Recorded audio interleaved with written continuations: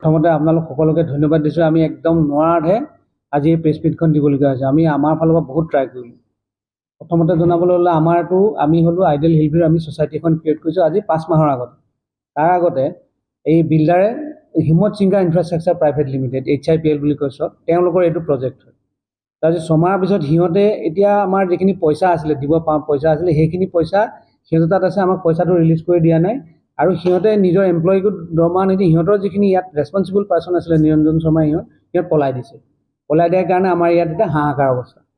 তাৰমানে আমি এই আইডিয়েল হিলভিউ প্ৰজেক্টটোত বহুত দিনৰ পৰা বহুত ডিছক্ৰিপেঞ্চি চলিছে, একো কাম ভালকৈ কৰা নাই। আপোনালোকক আমি এতিয়া লৈ গৈ দেখুৱাম যে এতিয়া আজি 2008 চনত আৰম্ভ কৰা প্ৰজেক্টত এতিয়াও ৰং কমপ্লিট হোৱা নাই, এতিয়াও ছুইমিং পুল ফাংচন হোৱা নাই, এতিয়াও ৱালত ক্ৰেক আছে, এতিয়া লিকেজ আছে। এইবিলাক আপোনালোকক আমি দেখুৱাই দিম। তেনেকুৱা এটা থকা স্বত্বেও সিহঁতে যেতিয়া মেইনটেইন কৰিব নোৱাৰা হৈছিল, আমি নিৰুপায় হৈ আমাৰ যিখিনি ৰেচিডেণ্ট আছিলোঁ তেতিয়া আমি 200মান ৰেচিডেণ্ট আছিলোঁ। 200মান ৰেচিডেণ্টে সিহঁতক ক'লোঁ যে আপোনালোকক যিহেতু কামবিলাক নকৰাৰ কাৰণে আমাৰ মানুহে পইচা নিদিয়া হ'ল। নিদিয়া হোৱাৰ কাৰণে আমি তেওঁলোকক ক'লোঁ যে আপোনালোকে নালাগে, আমি যিখিনি কমন এৰিয়া মেইনটেনেঞ্চ হয় বিল্ডিং হেণ্ডঅভাৰ নলওঁ, কাৰণ যেতিয়া আপোনালোকে কমপ্লিট কৰি দিব আমি তেতিয়াহে বিল্ডিং হেণ্ডঅভাৰ লওঁ। যেতিয়ালৈকে আপোনালোকে কমপ্লিট কৰি নিদিয়ে আমি যিহেতু আপোনালোকে কৰিব পৰা নাই আমি কমন এৰিয়াটো আমি চাম। কমন এৰিয়াৰ পইচাটো আমি চবেই কেম্প চাৰ্জটো কালেক্ট কৰি পেলাই আমি সেইখিনি মেইনটেইন কৰিম, যেনে ছিকিউৰিটি, হাউচকিপিং, এইবিলাক যিবিলাক ফেচিলিটি, ইলেক্ট্ৰিচিটি বিল এইবিলাক আমি দিম। কিন্তু তেতিয়া তেওঁলোকক আমি এটা কথা, তেওঁলোকেও আমাক আমি আলোচনা কৰোঁতে সিদ্ধান্তলৈ আহিল যে সেই সময়ত আমাৰ 7টা বৰিং আছিলে, 3টা ফাংচনেল, পানী নাই। তো আমি ক'লোঁ যে আপোনালোকে যিহেতু ছাফিচিয়েণ্ট চ'ৰ্চ দিয়া নাই আমি পানীটো নলওঁ। তেতিয়া সিহঁতেও ক'লে যে যেতিয়ালৈকে ছাফিচিয়েণ্ট চ'ৰ্চ নিদিওঁ তেতিয়ালৈকে পানীটো আপোনালোকৰ ৰেছপনচিবিলিটি নহয়, আমি। তেওঁলোকে ল'লে। কিন্তু এতিয়া দিনবহত আমাৰ আপোনালোকে ভাবা 3000 স্কোৱাৰ ফিটতকৈ বেছি, 3 লাখ স্কোৱাৰ ফিটতকৈ বেছি চেলেবল হেৰি আছে। আৰু সেইটোৰ এগেইনষ্টত সিহঁতে 20 টকাকৈ পাৰ স্কোৱাৰ ফিট সিহঁতে কৰ্পাছ ফাণ্ড এটা, ইমাৰ্জেঞ্চি ফাণ্ড এটাও কালেক্ট কৰি আছে। সেই পইচাটো আমাক জমা দিব লাগে, সেই কালেক্টটো ৱেলফেয়াৰৰ কাৰণে। মানে আৰু এতিয়া গম পাইছোঁ যে এই যে আমি যে কৈছোঁ যে 20 টকা কিন্তু চবকে বেলেগ বেলেগ, যাক যেনেকৈ পাইছে কালেক্ট কৰিছে। সেই পইচাটো নিয়েৰ এবাউট 80 লাখ টকা, 84 মান হ'ব। আৰু সেইটোৰ পৰা এটা ইণ্টাৰেষ্ট ক্ৰিয়েট হয়, যেনেকৈ ছ'চাইটিবিলাক চলে। সেই পইচাটো আমাক এতিয়ালৈকে দিয়া নাই। দ্বিতীয় কথাটো হ'ল কি, যিটো সময়ত আমি ছ'চাইটি ফৰ্ম কৰিছিলোঁ, কাৰণ ছ'চাইটিয়ে মানুহে যিটো পইচা দিয়ে সেই পইচাটো যিটো আমাৰ কালেক্ট হয় সেইটোৰ লগত খৰচটো আমাৰ মোটামুটি একে, ছাৰপ্লাছ মানি নাথাকে। তাত যদি কেনেবাকৈ ডেফিচিট হয় আমি চলাব নোৱাৰোঁ। এতিয়া সেই পইচাটোত সিহঁতক আমাৰ যিখিনি ৰেচিডেণ্ট আছিলে এডভান্স কমন এৰিয়া মেইনটেনেঞ্চ জমা দিয়া আছিলে সিহঁতৰ ওচৰত 7 লাখ মান টকা, নিয়েৰ এবাউট 7 লাখ মান টকা। তাৰপিছত আকৌ পিছৰ পৰ্যায়ত সিহঁতে যেতিয়া কাম নকৰা হ'ল আমি সিহঁতক ক'লোঁ যে আপোনালোকে আমি কাম কৰিছোঁ, সিহঁতে যেতিয়া আমাক এটেণ্ড নকৰা হ'ল কিছুমান কাম আমি সিহঁতৰ কাম নিজে কৰিবলগীয়া হ'ল। আমি বিল ছাবমিট কৰিছোঁ, সেইখিনি আমাক ৰিয়েলাইজ কৰি দিয়া নাই। এতিয়া প্ৰেজেণ্ট অৱস্থাত এতিয়া পানী একদম স্কেয়াৰচিটি। আমাৰ এইটো ছ'চাইটিত প্ৰতিদিনে 1.5 লাখ লিটাৰ পানী লাগে, কিন্তু হুৱেৰেজ পাম্পৰ পৰা আহি আছে 27,000, 28,000। দিনটোত 10 গাড়ী, 9 গাড়ী, 8 গাড়ীকৈ পানী কিনিবলগীয়া হৈছে। পানীৰো সমস্যাটো এনেকুৱা, দিনত পানীটো আহিব নোৱাৰে, গাড়ী আহিব নিদিয়ে পাণবজাৰৰ পৰা, ৰাতি আহিব লাগে 9 গাড়ী, নোখোৱা নোবোৱাকৈ চব মিলি যেনে তেনে চলাই আছোঁ। সিহঁতে আমাক আমি যিমানবিলাক আমাৰ ৰিকুৱাৰমেণ্টৰ মেইল দিছোঁ এতিয়া আজি 2 মাহমান ধৰি কোনো মেইলৰ ৰেছপন্স নাই, কোনো মানুহ এটেণ্ড কৰিবলৈ মানে 10টাৰ বাহিৰে বাকীখিনি মোটামুটি চেল কৰি দিছে। সিহঁতে ৰেজিষ্ট্ৰেশ্যন হৈ গৈছে। সেইখিনি মানুহৰ বয়সস্থ মানুহ আছে, 2টামান ফ্লেট আছে য'ত মানে আমাৰ মাতৃগৰাকীৰ বাচ্চাটো আজি বেড ৰিডেন অৱস্থাত আজি 4-5 বছৰমান পৰি আছে।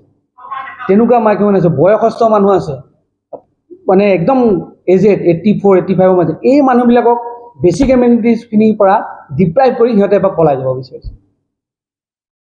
আপোনাৰ পদক্ষেপ কি হ'ব? পদক্ষেপ মানে চাওক, আমি ইমান দিনে মেইল দিছোঁ, মেইল এটেণ্ড কৰা নাই, তেতিয়াতো আমাৰ উপায় নাই। গতিকে যিহেতু আমাৰ পইচা সিহঁতে মাৰি পেলাই পলাব বিচাৰিছে, তো আমি প্ৰথমতে পাৰি মানে আমি যিটো স্কোৱাৰ ফিটত কৰ্পাছ ফাণ্ডৰ হিচাপটো কৰিছোঁ নিয়েৰ এবাউট 84 মান লাখ হ'ব। কাৰণ সেই পইচাটো ডিপজিট যে দিয়ে, বেছিক নৰ্মছটো কি হয়, সেই ডিপজিটটো আমি ক'ৰবাত কৰিলে তাৰপৰা ইণ্টাৰেষ্ট এটাও ক্ৰিয়েট হয়। মানে 80 লাখ টকাৰ ইণ্টাৰেষ্টটো আপোনালোকৰ কম ক্ৰিয়েট নহ'ব নহয়, বেছি হ'ব। সেইবিলাক মেইনটেনেঞ্চৰ ছ'চাইটি তেন্তে সেই ইণ্টাৰেষ্টটোও সিহঁতে খাই আছে আমাৰ কৰ্পাছ ফাণ্ডে। এপাৰ্ট ফ্ৰম দেম যিটো এডভান্স আছে, আমি যিটো camp common area maintenance advance দি থৈছোঁ তাত 10 লাখ মান টকা আছে। আপুনি আকৌ 1 কোটি টকাৰ কথা ক'লে। 1 কোটি মানে 84 লাখ। এইফালে আপোনাৰ মই ক'লোঁ যে এডভান্স কেমৰ কাৰণে আপোনাৰ 9 লাখ মান টকা আছে। তাৰপিছত যে আমি কণ্টিনিউৱাছলি সিহঁতৰ পানীৰ ৰেছপনচিবিলিটি কিনি আছোঁ তাত 5 লাখ মান হৈছে। মানে 84টো ইয়াত ধৰক আৰু 10 লাখ হৈ গ'লে 95 হ'লেই। তাৰপিছত আকৌ পানী কিনিছোঁ আমি 1 লাখ, একোৱে কৰা নাই। আপোনালোক আমাৰ লগত গৈ আপুনি চাওক, এতিয়া যোৱাবাৰ আৰ্থকুইক হ'ল, ক্ৰেক আছে অলপ, তেতিয়ালৈকে মেইনটেইন কৰা নাই। এইটো আপুনি আমি ইয়াৰ কাষতে আমাৰ ক্লাব হাউচটো আছে, ওপৰত চাব এতিয়াও পানী পৰে, আমি ফুটা কাটি থোৱা আছে। এই কাষতে জিমটো আছে, ৱালত ক্ৰেক চাব, সেইফালে ৱাল ভাগি আছে, একো মেইনটেনেঞ্চ কৰা নাই। সন্মুখতে আপোনাৰ জিমটো আছে, কি কয় চুইমিং পুলটো আছে, তাত চাওক পানী নাই। এই পানী নথাকে, এতিয়া গৰমৰ ছিজন যদি পানী থাকে চিপছবিলাক উঠি যাব, তাৰপিছত সিহঁতে সেইটো আমাক হেণ্ড অভাৰ কৰিব, পিছত চিপছ উঠি যাব, আমি কেনেকৈ মেইনটেইন কৰিম সেইটো। আপোনাৰ কাষতে এই ৱালৰ ইফালে দেখিব, তাতে ৰং কৰা নাই আজিলৈকে। 2008 চনৰ ফ্লেট, এতিয়ালৈকে ৰং কমপ্লিট নাই। এই ক্লাব হাউচটোৰ ৱালখন দেখিব, অকল পুটিন কাটি থৈ দিছে, ৰং নাই তাত। চাৰিওফালে চিপেজ লাইন, যিমানবিলাক চিপেজ লাইন আছে চবতে চিপেজ, মানে আপোনাৰ বাৰিষাৰ দিনততো আপোনাৰ থাকিব নোৱাৰা অৱস্থা, তলত পানী পূৰা ভৰ্তি হৈ যায়। এতিয়া এনেকুৱাখিনি সমস্যাৰ মাজত এপাৰ্ট ফ্ৰম ডেট, এতিয়া আমাৰ সিহঁতৰ যিটো পানীৰ ৰেচপনচিবিলিটি, আপুনি বিশ্বাস কৰক 28,000 পানী ওলায়। 2800 পানী মানে কিমান জানেনে? এখন গাড়ী যে আমি কিনো তাতে 2700 আহে, য'ত আমাক লাগে 1.5 লাখ লিটাৰ পানী। কেনেকৈ চলিব? কিন্তু মানুহটোতো নাখাই মৰি যাব। এতিয়া উপায় নাপায়, পানী বন্ধ হৈ যাব। আমি এইটো চাফা কৰিব। আৰু ডাঙৰ কথা, আমি সিহঁতক মেইল দিছোঁ যে আপোনালোকৰ এইখিনি লেতেৰা হৈ গৈছে, আমি চাফা কৰাৰ ব্যৱস্থাটো কৰোঁ, আপোনালোকে সেই মেইলটো এটেণ্ড কৰা নাই। মানে সিহঁতে যদি আমাক মেইলটো এটেণ্ড কৰি ক'লে যে আপোনালোকে চাফা কৰক, আমি পিছত আমাৰ পইচা বা কিবা প্ৰব্লেম হৈছে, কিবা হৈছে আমি কৰিম, সেইটোতো আমাক ক'ব লাগিব। এতিয়া তেওঁলোকে কমিটমেণ্ট নিদিয়াৰ কাৰণে আমি তাতো হাত দিব নোৱাৰা হৈছোঁ। যদি হাত দিয়াৰ পিছত নতুন কিবা প্ৰব্লেম ওলায়, ৰেচপনচিবিলিটি আমাৰ তালৈ আহিব। তো কোনো ধৰণে আমাক সহায় কৰা নাই। মানে গোটেই মটিভটো হ'ল আমাক ডিপ্ৰাইভ কৰি সিহঁত ইয়াত পলাব লাগে। আৰু সিহঁতে গম পাইছে আমি কিমান, আৰু আমি যদি লিগেলত গুচি যাওঁ সেইটো দীঘল হ'ব, লিটিগেশ্যনত গুচি যাব। তো সিহঁতে সেইটো ধান্দাত যিটো নৰ্মেলি কৰি থাকে সেইটো প্ৰেক্টিচ আৰম্ভ কৰিব বিচাৰিছে। ডেটৰ ওপৰত ডেট পৰি থাকিব, সিহঁত আহিব, আমিতো ফচিয়ে থাকিম। আৰু এটা আমি ডাঙৰ ড্ৰবেক পাইছোঁ, যেনেকৈ আমি কমন এৰিয়া মেইনটেনেঞ্চৰ চাৰ্জটো ল'লোঁ হয়, মানুহে কমন এৰিয়া মেইনটেনেঞ্চত দিব নিবিচাৰে। কাৰণ যিমান ফ্লেট চেল কৰিলে চবতে ডিছক্ৰিপেঞ্চি আছে। Wall damage, pipe line leakage, মানে আপোনাৰ ভাল 3 BHK ফ্ল'ৰৰ ৱালবিলাক ফুলি উঠে। সেইকাৰণে সিহঁতে নোৱাৰা হ'ল, সিহঁতক মানুহে পইচা নিদিয়া হৈছে। মানে এনেকুৱা হয় কথাটো, সিহঁতৰ আপোনাৰ ধৰক স্কুৱাৰ ফিটত বেচে। আমাৰ ইয়াত 2 BHK আছে, 3 BHK আছে, 4 BHK আছে। 2 BHK বিলাকত 1200 মান থাকে, কিন্তু 3 BHK যিবিলাক আছে তাত বেলেগ বেলেগ। কাৰোবাৰ ধৰক 1449, কাৰোবাৰ 1500, কাৰোবাৰ 1600, কাৰোবাৰ 1800, তেনেকৈ 4 BHK বিলাক 2200লৈকে আছে। তো সেই হিচাপত সিহঁতে 5000কৈ বিক্ৰী কৰে। এনেও বদমাচিটো কেনেকুৱা, আৰু এটা বদমাচি আপোনালোকৰ যদি কৈছোঁ, সিহঁতে ফ্লেটবিলাকত নিজে লৈ থৈছে, নিজে লৈ থৈ পেলাই সেইটো বহুত কেমত 2900, মানে 5000 টকা স্কুৱাৰ ফিট, এতিয়াতো 2800, 2900, 2700, 2200 কিনি থৈছে। সেইবিলাকক আকৌ উল্টাই চেল কৰি আছে সিহঁতে। সেইটো এটা ৰেকেটো চলাই আছে। কিছুমান সময়ত যিখন লিষ্ট দিছে, লিষ্টখনত বহুত অ'নাৰ ডিছক্ল'জে কৰিব পৰা নাই, কিন্তু হুৱেজ আপোনাৰ আগত দেখুৱাই দিম, সিহঁতে চেল বুলি কৈ দিছে।